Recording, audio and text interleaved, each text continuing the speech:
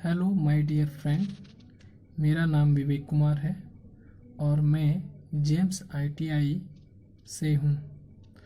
आज हम लोग मेटल के बारे में पढ़ने वाले हैं। मेटल क्या होता है? मेटल का हिंदी, जैसा कि आप लोग जानते होंगे कि मेटल का मतलब हिंदी धातु होता है। मेटल कहते किसे हैं? क्या ज़रूरत है हमें मेटल को पढ़ने के लिए? ये सारी बातें हम लोग करेंगे। जितने भी टेक्निकल स्टूडेंट हैं, जैसे कि आईटीआई,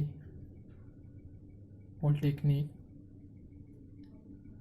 और इससे भी आगे, जो आईटीआई में फिटर ट्रेड से होते हैं या फिर मैकेनिकल ट्रेड से होते हैं डिप्लोमा में, वे सारे लोग मशीन से संबंधित बातों और मशीन के पार्ट्स और उनके पुर्जे के बारे में ज़्यादा अध्ययन करते हैं। तो मेटल का यूज़ ज़्यादातर मशीन पार्ट्स, टूल्स बनाने में और मशीनों के पुर्जे बनाने में किया जाता है। तो सबसे पहले हम लोग मेटल के बारे में जानेंगे और इसके बाद हम नॉन मेटल भी पढ़ेंगे। तो मेटल क्या होता है? मेटल वह पदार्थ है जो अपने अंदर से इलेक्ट्रिसिटी, मतलब कि बिजली को जाने के लिए आज्ञा देता है। अगर साइंस की भाषा में कहा जाए तो मेटल ऊष्मा और विद्युत का चालक कहलाता है। चालक तभी कहलाएगा जब वह अपने अंदर से या तो बिजली को या फिर ऊष्मा को प्रवाह होने की अनुमति देगा, तो उसे हम कहेंगे मेटल। अच्छा, यह अपने अंदर से ऊष्मा या फिर इलेक्ट्रिसिटी को क्यों जाने देता है? जैसा कि मैं एक डायग्राम बनाता हूँ। सपोज ये मेरा एक पदार्थ है, ये मेरा एक पदार्थ है।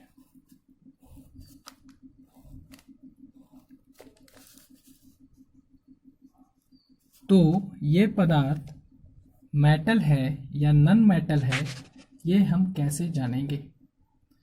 तो बहुत सारे बुकों में ये लिखा रहता है कि मेटल हम उसे कहते हैं जिसमें से बिजली और ऊष्मा प्रवाह हो सकती है। सही बात है, प्रवाह हो सकती है तो ही मेटल कहेंगे।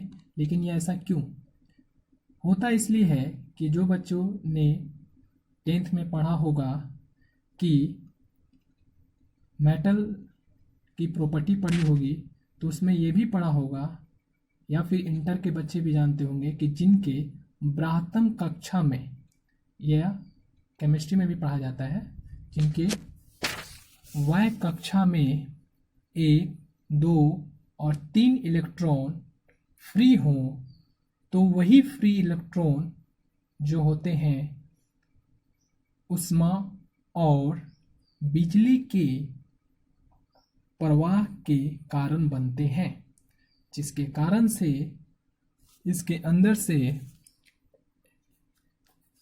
इलेक्ट्रिसिटी प्रवाह होती है। तो मेटल होने का इसका यह मुख्य कारण है कि इसमें 1, 2, 3 इलेक्ट्रॉन यदि फ्री हों तो वह विद्युत और ऊष्मा के प्रवाह होने का कारण बनती है, और यही ऊष्मा और बिजली के प्रवाह होने के कारण इसका नाम हम धातु देते हैं। यहाँ तक आपको समझ आया कि इसका नाम धातु या मेटल क्यों है? क्योंकि यदि इसमें से इलेक्ट्रिसिटी या फिर हीट पास करेंगी तो इसका नाम हो जाएगा मेटल। तो ये जो आपको दिख रहा है, ए इसका नाम दिया है, यही क्या है? मेटल है। क्या है? मेटल है। यदि इसमें से यदि इसमें से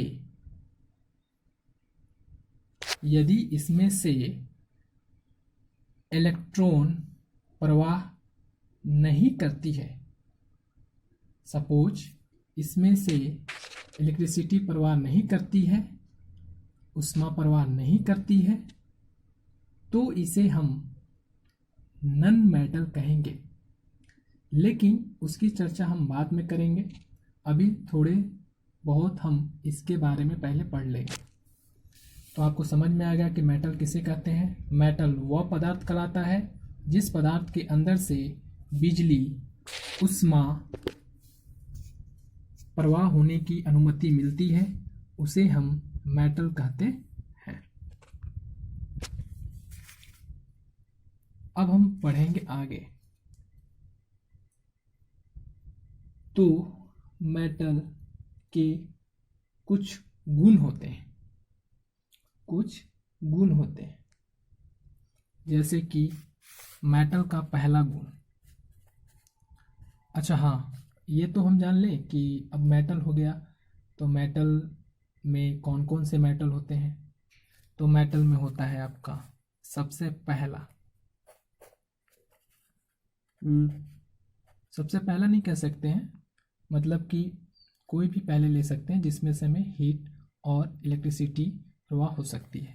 तो पहला है मेरे तरफ से पहला लोहा,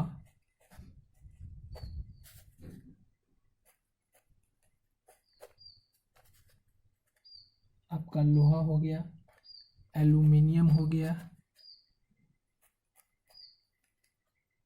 ये सब धातु हैं। निकेल, कॉपर हो गया,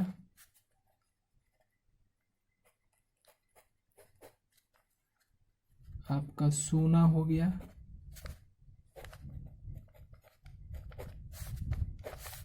आपका चांदी हो गया,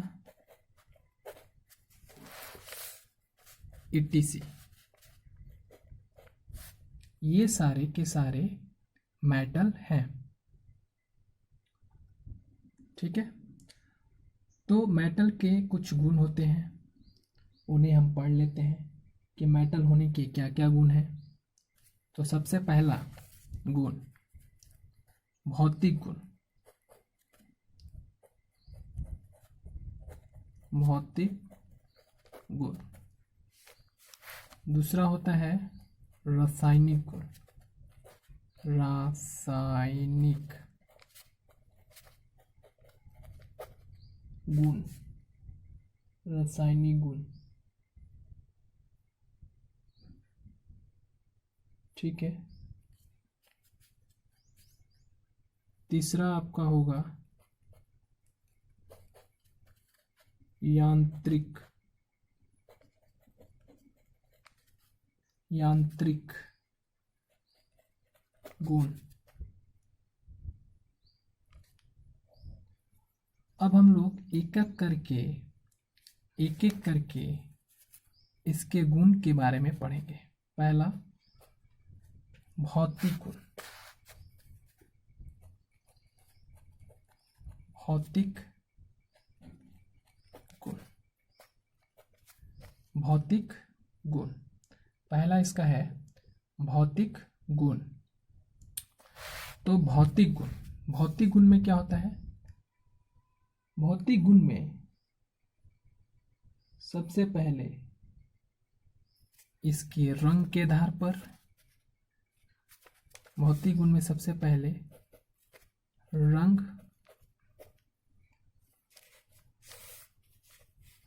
दूसरा घनत्व,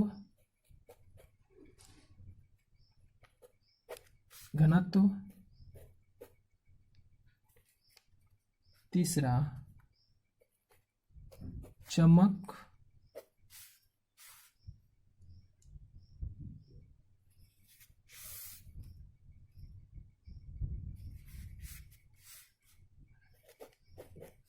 चालकता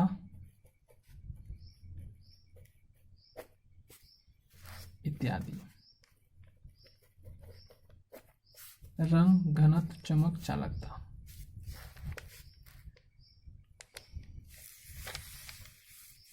उसके बाद है रासायनिक गुण। रासायनिक गुण की सहायता से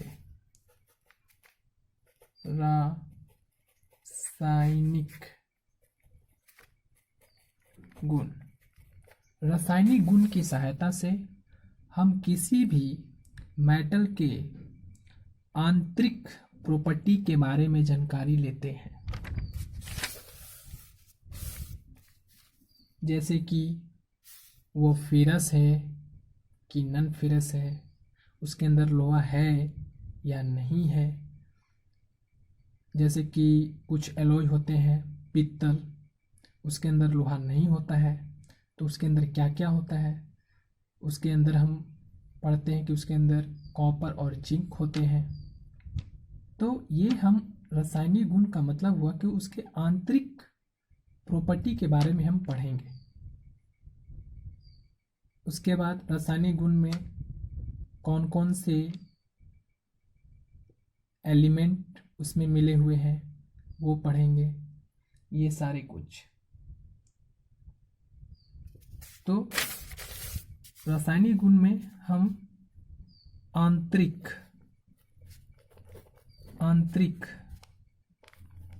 गुण की चर्चा करते हैं। हम उसमें देखेंगे कि रासायनिक गुण में वो फेरस है, पहला वह फेरस है।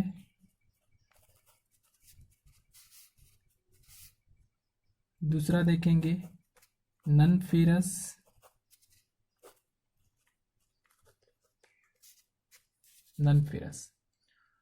उसके बाद हम ये भी देखेंगे कि जो फेरस हैं वो एसिड के साथ रिएक्शन करते हैं तो क्या बनाते हैं, और नॉन फेरस जो है वो एसिड के साथ रिएक्शन करेंगे तो क्या बनाएंगे। ये सारा कुछ हम उसमें पढ़ेंगे। ठीक है।